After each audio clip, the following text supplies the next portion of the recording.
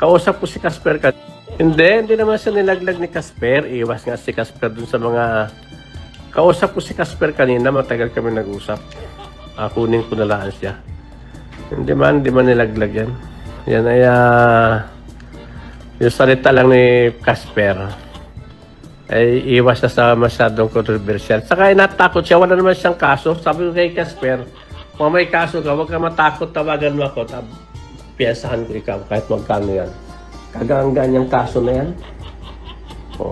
Kahit yung pananaksak to sa magtataho ay kundi pinakamataas na kaso dun ay prostrated homicide, attempted homicide, serious physical injuries. Ganun lang yun. Lahat yung may bail, kahit prostrated murder pa yun. Hindi dapat katakutan. Sabi ko nga siya, mga daganding-ding lang yung mga yan. Kailangan naman pakanapin niya yung usapan na yan. Walang problema sa akin yan. That is my favor to me. Bakit?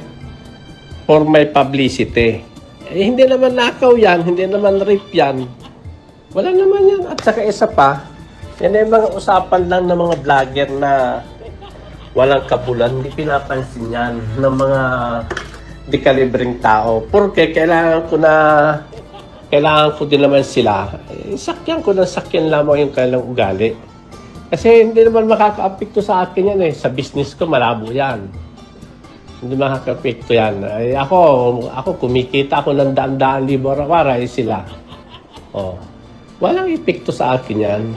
Mga pinagsasabi ng malas ang dumidikit kay Norman, Mangusin daw, malas. Malas yung dati ng malas. Pero yung kagaya kong nakadikit ang binas, hindi natalab yung mga ganyang pagtatangka nila at pagpananakot nila.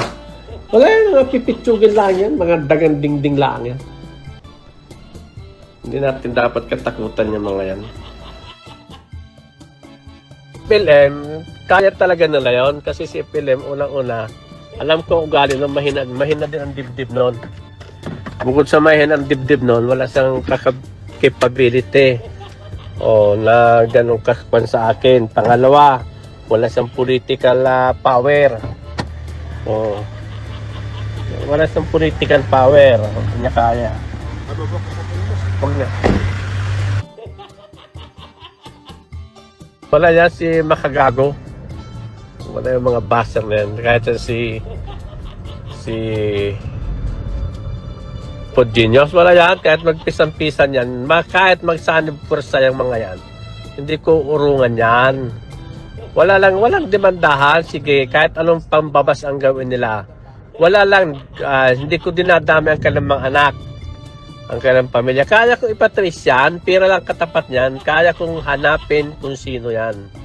Mga tao na. Hindi ko lang ginaganimitan. Kasi pag may dinimanda ko dyan, madadala yan. Hindi na mag-post yan, hindi na yan mag-comment, mawalan ako ng mga viewers.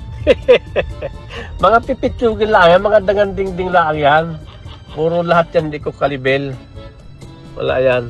Hindi natin, yung mga ganyan tao, hindi natin dapat katakutan yan.